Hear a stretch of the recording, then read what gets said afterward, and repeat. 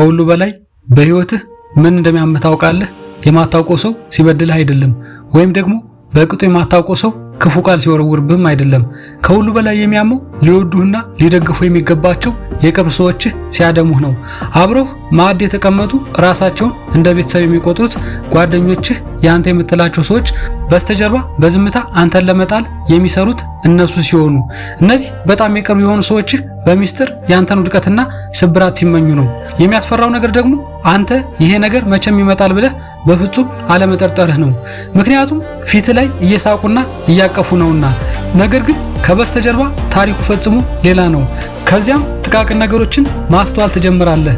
ልክ እንደ ቀልድ ያሳለፍከው ግን ልብህን በጥልቀት የሚሰብር አስተያየት፣ ቀልድ ያልሆነ ክፉ ቀልድ፣ ስለ ህልምህ ልክ እንደዋዛና እንደ መሳለቂያ አድርገው የሚያወሩበት መንገድ እና በጣም በፈለካቸው ጊዜ በትልቁ ቀንህ ፈጽሞ አለመገኘታቸው። በዚህ ጊዜ ራስህን አንድ ጥያቄ መጠየቅ ትጀምራለህ። እነዚህ ሰዎች በእውነት ለኔ መልካም ነገር ይመኛሉ ወይስ እኔ በተለማማጭነትና በትንሽነቴ ትንሽ እስካለው ድረስ ብቻ ነው ከኔ ጋራ መሆን የተመቻቸው? እናም አንተ ከዚህ አስጨናቂና እረፍት ከሚነሳ ጥያቄ ጋራ ብቻህን ተቀምጠህ ምን ማድረግ እንዳለብህ ግራ ገብቶ የሚያውቅ ከሆነ ይህ መልእክት ላንተ ነው።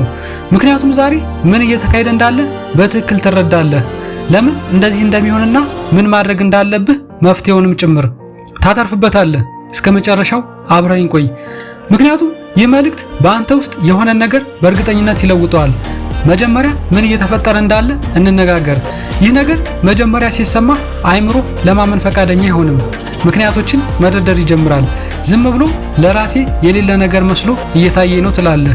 ሰዎች ስራ በዝቶባቸው አሊያም ተጨንቀው ነው፣ መጥፎ ቀን አሳልፎ ይሆናል እያልክ ታመካኛለህ። ነገር ግን በውስጥህ በጥልቁ እውነታውን ታውቀዋለህ። ከዚህ በፊት ለገጠመህ ወይም አሁን እየገጠመህ ላለው ለዚህ ነገር መጠሪያ ስም እንዳለው ብነግርህስ? የረዣዥም ፖፒዎች ሲንድረም ወይም ደግሞ ቶል ፖፒ ሲንድረም ይባላል። ይህ በቤተሰብና በጓደኛሞች መካከል በብዛት ከሚከሰቱ ነገር ግን ሰዎች በግልጽ ከማያወሯቸው ነገሮች አንዱ ሲሆን፣ በቀላል አገላለጽ ትርጉሙ ይህ ነው። አንተ ማደግ ስትጀምር፣ ቀድሞ ከነበርክበት ቦታ ከፍ ስትል፣ በዙሪያ ያሉ ሰዎች ካንተ ከጠበቁት በላይ ትልቅ ነገር መሆን ስትጀምር፣ ከነዚያ ሰዎች መካከል አንዳንዶቹ ስጋት ይገባቸዋል። ይህ የሚሆነው ደግሞ አንተ ስለሚጠሉህ አይደለም፣ ነገር ግን ያንተ እድገት ለነሱ የራሳቸውን ህይወት እንደ መስታወት የሚያሳያቸው ስለሚሆንባቸው ነው። በዚያ መስታወት ውስጥ የሚያዩትን ነገር ደግሞ አይወዱትም። አንተ ለነሱ ያንን ፈጽሞ ያልጀመሩትን የሥራ ፈጠራ ወይም ቢዝነስ ታስታውሳቸዋለህ። ያቋረጡትንና የተውትን ህልማቸውን ታሳያቸዋለህ። ለኛ አይሆንም አይሳካም ብለው ራሳቸውን ያሳመኑበትን ያንን ህይወት ታስታውሳቸዋለህ። እናም በአንተ ተነሳሽነትና ብርታት ከመደነቅ ይልቅ በእነሱ ላይ የፈረድክባቸው ይመስላቸዋል። ምንም እንኳን አንተ በእነሱ ላይ ለመፍረድ አንዲት ቃል ተናግረህ ባታውቅም። ታዲያ በዚህ ጊዜ ምን ያደርጋሉ? በዝምታ አንተን ወደ ታች መጎተት ይጀምራሉ። ተስፋ አስቆራጭ አስተያየት ጣል ማድረግና ጥርጣሬ መዝራት፣ ለሌላ ሰው ስለ አንተ የሚያወሩት ወሬ ላይ ያንተን ስም በጥቂቱ የሚያጠለሽ ታሪክ መፈብረክ። እነሱ በአንድ ትልቅ አጋጣሚ ፈጽሞ አንተን ሙሉ ለሙሉ ለማጥፋት እየሞከሩ አይደለም። እየሞከሩ ያሉት አንተን መልሰው እነሱ ወደሚመቻቸው ቦታ ወደ ታችኛው ስሪትህ ለማውረድ መሞከር ብቻ ነው። ወደዚያ እነሱ ምቾት ወደማይነሳቸው፣ ስለ ራሳቸው ዝቅተኝነት እንዳያስቡ ወደሚያደርጋቸው የድሮ ማንነትህ። እናም መራሩ እውነት ደግሞ ይህ ነው። ይህንን እያደረጉ መሆናቸውን በፍጹም አያሳውቁህም። እንዲያውም አብዛኞቹ ይህንን እያደረጉ መሆናቸውን ራሳቸው እንኳን አያውቁትም። ነገሩ ከንቃተ ህሊናቸው በታች በውስጠ ታዋቂነት የሚኖር ነው። ይኸው በተዘዋዋሪ መንገድ ይወጣል። አንተም ስሜቱ ይሰማሃል። አሁን እንግዲህ ነገሩ ምን እንደሆነ አውቀሃል። ታዲያ እንዴት እርግጠኛ መሆን ትችላለህ? በእውነት ካንተ ጎን በቅንነት የቆመውን ሰውና በውስጡ ያንተን ውድቀት በሚስጥር የሚመኘውን ሰው እንዴት ትለያለህ? ማወቅ ያለብህን ነገር ሁሉ የሚነግሩ ምልክቶች እነዚህ ናቸው። በህይወትህ አንድ መልካም ነገር ሲፈጠር ምን እንደሚያደርጉ በትኩረት ተመልከት። በእውነት የሚወድ ሰው ፊቱ በደስታ ይበራል፣ በአንተ ይደሰታል። እንዲያው ካንተ በላይ ሊደሰት ሁሉ ይችላል። ያንተ ማሸነፍ ለነሱም ድላቸው ነውና። በውስጡ ያንተን እድገት በሚስጥር የሚቀናበት ወይም የሚቀየምበት ሰው ግን አንዲት ቅጽበት ገታ ይላል። ከዚያ ያቺ ቅጽበትን ተከትሎ የሆነ ነገር ይላል። ላይላዩን ሲሰማ አድናቆት ወይም ምስጋና የሚመስል ግን ውስጣዊ ስሜትን ክፉኛ አሳንሶና አኮስሶ የሚተው ነገር። ዋው! እውነት ለመናገር ለአንተ እንዲህ አይነት ነገር ይሳካል ብዬ በፍጹም አልገመትኩም ነበር። እንኳን ደስ አለህ። ብቻ ግን መጠንቀቅ አለብህ። በንግግራቸው ውስጥ ሁልጊዜም ነገር ግን፣ ብቻ ወይም ተጠንቀቅ የሚሉ የጥርጣሬ ቃላት አይጠፉም። ልክ ያ የደስታ አየር በውስጥህ ሊሞላ ሲል የደስታን ስሜት ሙሉ በሙሉ የሚያተነፍስ ነገር ጣል ያደርጋሉ። በመቀጠል ደግሞ በአንተ ላይ መጥፎ ነገር ሲከሰት ምን እንደሚያደርጉ በትኩረት ተመልከት። በእውነት የሚወዱ ሰዎች በአንተ መከራ ይጨነቃሉ፣ አይመቻቸውም። ያንን ነገር ሊያስተካክሉና ሊያግዙ ይፈልጋሉ። በዚህ አስቸጋሪና ከባድ ቅጽበት አብረው ይቀመጣሉ። ከልባቸው ነገሩ መልካም እንዲሆን ይመኛሉ። በውስጣቸው አንተን በሚስጥር የሚቀየሙ ወይም ደግሞ የሚቀኑብህ ሰዎች ግን ከተገቢው በላይ ጸጥ ረጭ ይላሉ፣ ይረጋጋሉ። ነገሩ ከመጠን በላይ የተመቻቸው ይመስላሉ። እንዲያውም ምናልባት ልክ እርዳታ የማይመስል እርዳታን ለማድረግ ከመጠን በላይ ሊጣጣሩ ይችላሉ። ምክንያቱም የሆነ የውስጣቸው ክፍል የእፎይታ ስሜት ተሰምቶታል። ይህን ደግሞ ሙሉ በሙሉ መደበቅ አይቻላቸውም። በመጨረሻም አንተ በሌለህበት ለሌሎች ሰዎች ስለ አንተ እንዴት እንደሚያወሩ ተመልከት። አንተ በሌለበት ክፍል ውስጥ ስምህን ያነሱታል፣ ወይም አንተ አትሰማም ብሎ ሲያስቡ የህይወት ምርጫዎችህን፣ ስብዕናህንና ስኬታማ እድልህን በዝምታ ያጣጥሉታል። አፋቸው ልብ አስቀድሞ የሚያውቀውን እውነት አውጥቶ ይነግርሃል። እነዚህ ድርጊቶችንና ባህሪያትን አንዴ ማስተዋል ከጀመርክ በምንም ተአምር ሳታያቸው ማለፍ አትችልም።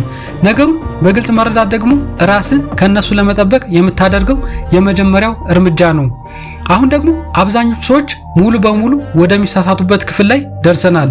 የገዛ ወገኖቻቸው በሚስጥር እንደሚቀኑባቸውና እንደሚቀየሟቸው ሲረዱ ሰዎች ከሁለት ነገሮች አንዱን ያደርጋሉ። ወይ በንዴት ይፈነዳሉ፣ ሁሉንም ሰው ፊት ለፊት ይጋፈጣሉ፣ ነገሩ ድራማ ያደርጉታል። ማህበራዊ ሚዲያ ላይ የሆነ ነገር ይለጥፋሉ፣ ረጅም ጽሑፍ መልእክትም ይልካሉ። በአጠቃላይ ነገሩን እንደሚያውቁ ሁሉም ሰው እንዲያውቅላቸው ለማድረግ ይጥራሉ። አሊያም ደግሞ ሙሉ በሙሉ ይሰበሩና ዝምታን ይመርጣሉ፣ ወደ ኋላ ያፈገፍጋሉ። ይህ እድገት ከሰዎች ጋር ያለኝን ግንኙነት እያሳጣኝ ስለሆነ እድገቱ ከሚያስከፍለው በላይ ዋጋ ያስከፍለኛል እያሉ በራሳቸው ስኬት ላይ መጠራጠር ይጀምራሉ። እነዚህ ሁለቱም ምላሾች ግን ስህተት ናቸው። መገንፈልና መፈንዳት ለምን ስህተት እንደሆነ ልንገርህ። በአንተ ክፉ የሚያስቡ ሰዎች በትክክል የሚፈልጉትን ነገር ይሰጣቸዋል። ያም አንተ የማይታመንና የማይረጋጋ ስብዕና ያለ ሰው መሆንህን ማረጋገጫ ያገኙበታል። በስኬትህ የመጣውን ጫና መሸከም እንደማትችልም ማረጋገጫ ይሆንላቸዋል። ያንን የተናደድክበትን ቅጽበት ተጠቅመው ከጀርባ ስለ አንተ ሲያወሩት የነበረው መጥፎ ነገር ሁሉ ትክክል እንደነበረ ለማረጋገጥ ያንን ታሪክ ሲያወሩት ይኖራሉ። መሰበርና ማፈግፈግ ደግሞ የባሰ የከፋ ነው። ምክንያቱም በዚህ ጊዜ እነሱ ሁለት ጊዜ አሸንፈዋል ማለት ነው። ምንም ሳያደርጉ አንተን ባለበት ትንሽ እንደሆንክ እንዲያስቀሩ ፈቀድክላቸው። የእነሱን ስራ አንተው ራስህ ሰራላቸው ማለት ነው። ታዲያ በምትኩ ምን ማድረግ አለብህ? እነሱ ፈጽሞ ያልገመቱትና ያልጠበቁትን ነገር ታደርጋለህ። የእነሱን ፈቃድ ወይም ጭብጨባ ሳትጠይቅ በዝምታና በብርቱ ኃይል ጉዞህን ትቀጥላለህ። ያ ነገር በትክክል ምን እንደሚመስል በዝርዝር ልንገርህ። የመጀመሪያው የምታደርገው ነገር ህይወትህ እንዲሳካ ለማይፈልጉ ሰዎች ብለህ መኖርህን ለታይታ የምታደርገውን ጥረት ማቆም ነው። ይህ በጣም ትልቅ እርምጃ ነው፣ ከሚባለው በላይ ደግሞ ከባድ ነው። በሆነ ነገር ላይ በጣም ስትነሳሳና ስትደሰት የውስጥህ ስሜት ያንን ደስታ ለቅርብ ሰዎችህ ለማካፈል ይገፋፋሃል። አብራቸው ልታከብረው ያንን ቅጽበት አብረው እንዲጋሩ ትፈልጋለህ። ነገር ግን የቅርብ የሆኑ ሰዎች በሚስጥር ያንተን መውደቅ እየተመኙ ከሆነ ገና በሚገባ ያልቆሙና ያልጠነከሩ ስኬቶችን ለነሱ ማካፈል አደገኛ ነው። ምክንያቱም በዛ ስኬት ላይ ቀዳዳ የሚፈጥሩበት መንገድ አያጡም። ልክ በራስ መተማመን በሚያስፈልግ ሰዓት በአእምሮ ውስጥ የጥርጣሬ ዘር የሚዘራ ጥያቄን ይሰነዝሩብሃል። ከዚያም አልፎ ያንን ታሪክ ለሌላ ሰው ያወሩታል። ያ ሰው ደግሞ ለሌላ ሰው ያጋራዋል። በመጨረሻ የሆነ ቦታ ላይ ታሪኩ ሙሉ በሙሉ ተለውጦ ይቀራል። ስለዚህ ገና ያላለቁና ያልተጠናቀቁ ስራዎችን አስተማማኝ ላልሆኑ ወይም ለማይደግፉ ሰዎች በጭራሽ ማሳየትን አቁም። ህልሞችህ በራሳቸው እግር መቆም እስኪችሉ ድረስ በዝምታ ጠብቃቸው። ይህንን የምታደርገው ስለፈራህ አይደለም፣ ነገር ግን አንዳንድ ነገሮች የተከበሩ ስለሆኑና ክቡር የሆኑ ነገሮች ደግሞ ጥንቃቄ ሊደረግላቸው ስለሚገባ ነው። የሌሎች ሰዎች አስተያየት ቅዝቃዜ ሳይበግራቸው ራሳቸውን ችለው መኖር እስኪችሉ ድረስ በአደባባይ በሰዎች ፊት ሆነህ ግን በሚስጥርና በግልህ ራስን መገንባትን ቀጥል። ሁለተኛው የምታደርገው ነገር ደግሞ ጉልበትን፣ ኃይልህንና ትኩረትን የምትሰጠውን ሰው በጥንቃቄ መምረጥ ነው። በእያንዳንዱ ቀን ያለ ጉልበት የተገደበ ነው። ልክ እንደ ስልክ ባትሪ አድርገህ አስበው። ያንን ጉልበት በአንተ ለማያምኑ ሰዎች ራስን ለማስረዳት በመሞከር ስታባክነው አስቀድመው ስላንተ ያላቸውን አመለካከት በወሰኑ ሰዎች ፊት ማንነትህን ለማስመስከር ስትደክም ወይም ደግሞ ፍቅራቸውን በነፈጉ ሰዎች ዘንድ ተቀባይነትን ለማግኘት ስታትር ካባከንከው በዚያ አንተ ባለበት በትንሽነት መጠን ብቻ ፍቅር ከሚሰጡ ሰዎች ዘንድ ያንን ፍቅር ለማግኘት ስትታገል ባትሪን ጨርሰህ ባዶን ትቀራለህ። ከዛም ትርጉም ላላቸው ነገሮች የሚሆን ምንም አይነት ኃይል አይተርፍም። ስለዚህ አቅጣጫህን ትቀይራለህ። ጉልበትንና ትኩረትን በእውነት ላንተ ለሚደሰቱልህ ሰዎች ማድረግ ትጀምራለህ። ያንን መልካም ዜናህን በእውነት ስሜትና ደስታ ለሚቀበል ወዳጅህ በዚያች ከባድ ሳምንት መጥቶ ላንተ ለሚጨነቅና ለሚጠይቅ ሰው እውነቱን በፊት ላይ ለሚነግርህ መካሪህ። ምክንያቱም እነሱ እንድታሸንፍ እንጂ በራስ ላይ እንድትጠራጠር አይፈልጉም። እናም እንደነዚህ አይነት ሰዎችን በአሁኑ ሰዓት እንኳን ማግኘት ካልቻልክ ያንን ጉልበትህን በራስ ላይ አውለው። በስራህ ላይ፣ በእድገትህ ላይ አፍስሰው። በማንነት ላይ በሚገባ መደላደልና መጽናት ላይ አውለው። በዚህ ጊዜ የሌሎች ሰዎች አስተያየት አንተን የማናወጥና የማናጋት ኃይሉ ሙሉ በሙሉ ይከስማል። በጥንቃቄ አስተውል። ይህ ማለት ግን ከሁሉም ሰው ጋር ግንኙነት ማቋረጥ ማለት አይደለም። ቀዝቃዛና ብቸኛ መሆን ማለት አይደለም። ይህ ማለት ካለህ እጅግ ውድ ነገር ጋራ ማለትም ከትኩረትህና ከጊዜ ጋራ ውሳኔ ላይ አርቆ አሳቢና ጥንቁቅ መሆን ማለት ነው። ምክንያቱም ጉልበትህ ወይም ኃይልህ ወደሚፈስበት ቦታ ህይወትህ ወደዚያው ይፈሳልና። ሶስተኛው የምታደርገው ነገር ደግሞ ከሁሉ በላይ ብርታትና ጽናትን የሚጠይቅ ነገር ነው። ሰውነህና ለነገሩ ማዘን ካለብህ በደንብ ዘን። ማዘን ስልህ ግን መሰበርና ራስን መጉዳት ማለት አይደለም። የነገሩ እውነተኛ ክብደት በውስጥ እንዲሰማ መፍቀድ ማለት ነው። ምክንያቱም እነዛ የምታውቃቸው ሰዎች እንዲሆኑልህ ትፈልገው የነበረውን ያንን ማንነታቸው ማጣትህ፣ እነዚያ ሰዎች ፊት ላይ ቆሞ ማየቱ ራሱ ትልቅ ስብራት ነው። እዚያ ጋር ትልቅ ሐዘን አለ። ልብህን አምነህ የሰጣቸው ሰዎች ሙሉ በሙሉ እምነት የሚጣልባቸው እንዳልሆኑ ስታውቅ ሐዘን ይሰማሃል። አንዳንድ ግንኙነቶች ምቹ የሆኑት አንተ በችግርና በትግል ውስጥ ስትሆን ብቻ እንደነበረ ስትረዳ ያሳዝናል። እናም ያንን የማዘን ስሜት እንዲሰማ ፍቀድለትና ሐዘኑ ከውስጡ ይውጣልህ። ነገሩ ምንም እንዳልጎዳህ ለማሳየት ደህና ነኝ ብለህ መቆየትህ ለታይታ መኖር የለብህም። ይህንን እውነታ ፊት ለፊት ስትጋፈጥ እንዳልጎዳህ አድርገህ ራስህን ልታስመስል አይገባም። ነገር ግን ያንን ስሜት በውስጥ አስተናግደህ ካለፍክ በኋላ በህይወትህ እጅግ በጣም ወሳኝ የውሳኔ ምዕራፍ ይመጣል። የሐዘን ማደግህን የምታቆምበት ምክንያት እንዲሆን በፍጹም አትፍቀድ። ምክንያቱም በራስህ ላይ ልታደርገው የምችለው እጅግ ጨካኝ ነገር ቢኖር አንተ በትንሽነትህ በነበርክበት ጊዜ ብቻ ዋጋ ከሰጡ ሰዎች ጋር ሰላም ለመፍጠር ስትል ራስህን አሳንሰ ወይም አኮስሰህ ማስቀረትህ ነው። ያንተ ማደግ ክህደት አይደለም። በእነሱ ዘንድ ያንተ በትንሽነት መኖርና ትንሽ ሆነ መቅረት ምቾት ሰጧቸው የነበረ መሆኑ ነው እውነተኛው ክህደት። ለዚያ ነገር ልሰጠው የምችለው እጅግ ኃይለኛ ምላሽ መሆን ወደ ነበረብህ ሙሉ ማንነትህ ማደግህን መቀጠልና መቀጠል ብቻ ነው።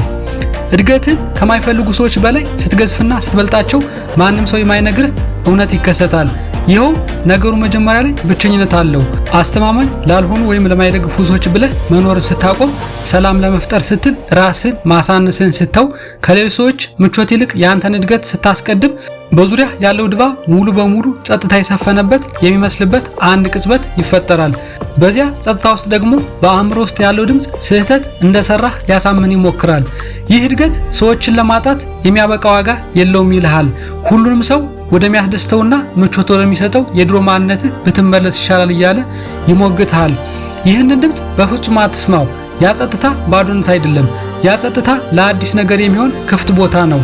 አንተ ወደምትሄድበት አዲስ ከፍታ ከሚመጥኑ አዳዲስ ሰዎች ጋር ለመገናኘት የሚሆን ክፍት ቦታ፣ በጊዜያዊ ምቾትና ቁጥጥር ላይ ሳይሆን በእውነተኛ ፍቅር ላይ ለሚገነቡ አዳዲስ ግንኙነቶች የሚሆን ከፍታ ቦታ። በመጨረሻም አንተን በማይደግፉ ሰዎች ወሬ ሳይደፈን የገዛ ራስን ሐሳብና የውስጥ ድምፅ በሚገባ ለመስማት የሚሆን ክፍት ቦታ። ያ ብቸኝነት ጊዜያዊ ነው፣ እድገቱ ግን ዘላቂ ነው። በዚያ ማዶ የሚያገኙ ሰዎች ወደዛ ማዶ ስታደርግ በነበረው ጉዞ አብረው ከጎንህ ሆነው ይደግፉ የነበሩ አንተ መሆን ወደ ነበረብህ ማንነት ሙሉ በሙሉ ከተቀየርክ በኋላ በህይወትህ አብረው የሚሆኑ ሰዎች አሁን ለወንከው እውነተኛ ማንነትህ የሚወዱ እውነተኛ ሰዎች ናቸው። አንተ ራስህን አሳንሰህ በነበርክበት ወቅት ምን ያክል ይመቻቸው እንደነበር አይተው የሚቀርቡህም አይደሉም። ዛሬ በዚህ መልእክት እንድትይዘውና ይዘው እንድትሄድ የምፈልገው ትልቁ ነገር ይሄ ነው። በሚስጥር በአንተ እድገት የሚቀኑና የሚቀየሙ ሰዎች ያንተ ጠላቶች አይደሉም። እነሱ እዚያው ባሉበት ተቀርቅረው የቆሙ የረጉ ሰዎች ናቸው። ያንተ ወደፊት መንቀሳቀስ ደግሞ የነሱን ባሉበት መርጋት በግልጽ እንዲታይ ያደርጋል። ይህ ደግሞ ለነሱ ፈጽሞ ምቾት የሚነሳ ነገር ነው።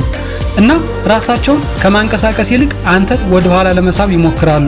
ይህ ድርጊታቸው እነሱ አሁን ስላሉበት ደረጃ ሁሉም ነገር ይነግርሃል እንጂ አንተ መድረስ ስለሚገባህ የከፍታ ቦታ ምንም የሚናገረው ነገር የለም። ስለዚህ ከነሱ ጋር አትጣላም፣ አትማጸናቸውም። ለነሱ ብለህም ራስህን አታሳንስም። አንተ በቀላሉ የነሱን ጭብጨባ ሳትሻ በዝምታና በጽናት ጉዞህን ወደፊት ትቀጥላለህ። ምክንያቱም በጣም የቅርብ የሆኑ ሰዎች በሚስጥር ያንተን መውደቅ በሚመኙበት ጊዜ አንድ እያደገ ያለ ሰው ሊያደርገው የሚችለው እጅግ ኃይለኛ ነገር ቢኖር ለመውደቅ ፈቃደኛ ለመሆን ነው። በየቀኑ ጧት በብርታት መነሳት እናም እየገነባው ያለውን አዲሱ ህይወትን ትተው ከምትመጣው የድሮ ህይወትህ ጊዜያዊ ምቾት በላይ መምረጥ ነው። ከዛሬ ብዙ ሳይርቅ በአንድ ቀን ወደ ኋላ መለስ ብለህ ይህንን ቅጽበት ትመለከተዋለህ። ከዛም በሚገባ ትረዳለህ። በአንተ ያላመኑ እነዛ ሰዎች ማንም ሊያስቆምህ የማይችል የማይበገር ሰው እንድትሆን ካደረጉ ነገሮች መካከል አንዱና ዋነኞቹ ነበሩ። ምክንያቱም እነሱ ምንም ቢሉ ምንም ቢያደርጉ አንተ ጉዞህን አላቆምክም ነበርና። እንደዚህ አይነት ስብዕና ያለው ሰው ደግሞ ማንም ሰው ለዘላለም ተጭኖ ሊያስቀረው አይችልም። ይህ ቪዲዮ ከመጠናቀቁ በፊት እንድትሰማው የምፈልገው የመጨረሻ ወሳኝ ነገር አለ። ያንተ ማደግ በፍጹም ችግር አልነበረም። እደግመዋለሁ፣ ያንተ ማደግ በፍጹም ችግር አልነበረም። ከዚህ በላይ መፈለግህም ችግር ሆኖ አያውቅም። በርትተህ መስራትህም ስህተት አልነበረም።